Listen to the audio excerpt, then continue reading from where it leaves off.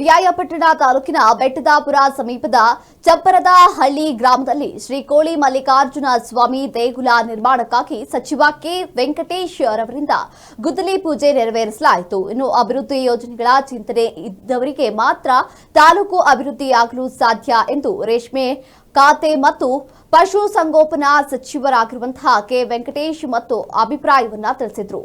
ಇನ್ನು ನಮ್ಮ ತಾಲೂಕಿನಲ್ಲಿ ನನ್ನ ಆಡಳಿತ ಇರುವಾಗ ಎಲ್ಲಾ ರೀತಿಯಾಗಿರುವಂತಹ ವ್ಯವಸ್ಥೆ ದೊರಕಿದೆ. ನನ್ನ ಅವಧಿಯಲ್ಲಿ ಕೂಡ ಹಲವು ಅಭಿವೃದ್ಧಿಗಳು ಕಂಡು ಬಂದಿವೆ.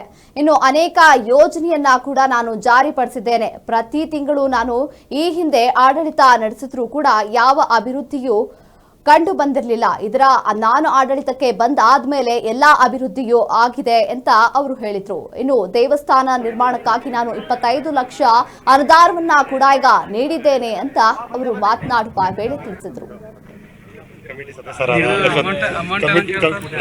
ಕಮಿಟಿ ಸದಸ್ಯರಾದ ಅಶೋಕ್ ಕುಮಾರ್ ಅವರಿಗೆ ಸ್ವಾಗತ.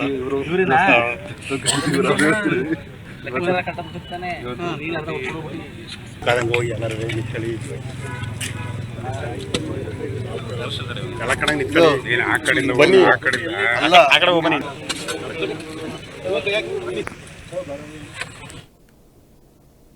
ಅಂತ ಕೆಲಸಗಳೆಲ್ಲ ನಮ್ಮ ಕಾಲದಲ್ಲಿ ಆಗಿದ್ದಾವೆ. ಇನ್ನು ಏನೇನು ಆಗ್ಬೇಕು ನಾನು ಯೋಚನೆ ಮಾಡಿ ಮಾಡ್ತಕ್ಕಂಥ ಕೆಲಸ ಮಾಡ್ತೇನೆ. ನಾನಂತೂ ಹೇಳ್ತೀವಿ, ಪ್ರಾಮಾಣಿಕವಾಗಿ ನಾನು ಜನರಿಗೆ ಕೆಲಸ ಮಾಡಿದ್ದೀವಿ. ಜನರಿಗೆ ಏನೇನು ಆಗ್ಬೇಕು, ಏನೇನು ಮಾಡ್ಬೇಕು, ಏನು ಅಗತ್ಯ ಏನಿದೆಲ್ಲ ಯೋಚನೆ ಮಾಡಿ ನಮ್ಮ ತಾಲೂಕಿನಲ್ಲಿ ಇವತ್ತು ಏನ್ ಬೇಕು, ಏನು ಎಜುಕೇಶನ್ ವಿದ್ಯೆ ಶಿಕ್ಷಣಕ್ಕೆ ಸಂಬಂಧಪಟ್ಟಾಗಿರ್ಬೋದು, ರಸ್ತೆಗಳಿಗೆ ಸಂಬಂಧಪಟ್ಟಾಗಿರ್ಬೋದು, ಕುಡಿಯೋ ನೀರಿನ ಸಂಬಂಧಪಟ್ಟಾಗಿರ್ಬೋದು, ಎಲ್ಲಾ ಯೋಜನೆಗಳು ಎಲ್ಲಾ ಕಡೆನೂ ಗಮನ ಕೊಟ್ಟು ಈ ಕ್ಷೇತ್ರದಲ್ಲಿ ಅಭಿವೃದ್ಧಿ ಮಾಡ್ತಕ್ಕಂಥ ಕೆಲಸ ಆಗಿದೆ. ಅದೇ ಇಲ್ಲಿ ಸಣ್ಣ ಪುಟ್ಟ ದೋಷಗಳಿರ್ಬೋದು, ನಾವಿಲ್ಲ ಅಂತ ಹೇಳಿದ್ವಿ, ಅದನ್ನು ಸರಿಪಡಿಸ್ತಕ್ಕಂಥ ಕೆಲಸ ಮಾಡೋಣ ಅಂತ ಹೇಳ್ತಾ ಬಹಳ ಸಂತೋಷ. ತಾವು ದೊಡ್ಡ ಮಟ್ಟದಲ್ಲಿ ದೇವಸ್ಥಾನ ಮಾಡ್ತಾ ಇದ್ದೀರಿ. ಎಲ್ಲರೂ ಗ್ರಾಮಗಳು ಒಂದಾಗಿ ಒಗ್ಗಟ್ಟಾಗಿ ಮಾಡಿ, ರಾಜಕೀಯ ತಗೊಂಡ್ಬರ್ಬೇಡಿ, ಪಕ್ಷ ತರಬೇಡಿ. ಇದು ದೇವಸ್ಥಾನದ ಕೆಲಸ. ಪಕ್ಷ ಬಂದಾಗ ಏನೋ ಮಾಡ್ಕೊಳ್ಳಿ, ಏನು ಅನಿಸ್ದಾಗ ಮಾಡ್ಕೊಳ್ಳಿ.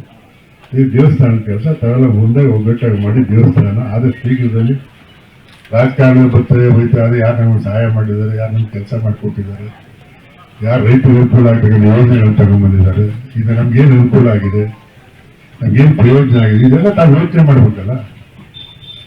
ನಮಗೆ ಸಮಸ್ಯೆಗಳು ಇರ್ತೇ ಇರ್ತವೆ. ಸಣ್ಣ ಪುಟ್ಟ ಸಮಸ್ಯೆಗಳು, ರಸ್ತೆ ಸಮಸ್ಯೆ ಇರ್ಬೋದು, ಕುಡಿಯುವ ಸಮಸ್ಯೆ ಇರ್ಬೋದು, ಅಥವಾ ಬೇರೆ ಬೇರೆ ಸಮಸ್ಯೆಗಳು ಸಾಕಷ್ಟು ಇರ್ಬೋದು. ಎಲ್ಲ ಹಂತವಾಗಿ ಪ್ರತಿ ವರ್ಷದ ಇರ್ತಕ್ಕಂಥ ನಿರಂತರವಾಗಿರ್ತಕ್ಕಂಥ ಸಮಸ್ಯೆಗಳು ಅದೆಲ್ಲ ಬಗೆಹರಿಸ್ತಕ್ಕಂಥ ಕೆಲಸ ಜೊತೆಯಲ್ಲೇ ಮಾಡ್ಕೊಂಡು ಹೋಗ್ಬೇಕು. ಜೊತೆಯಲ್ಲೇ ಅಂತ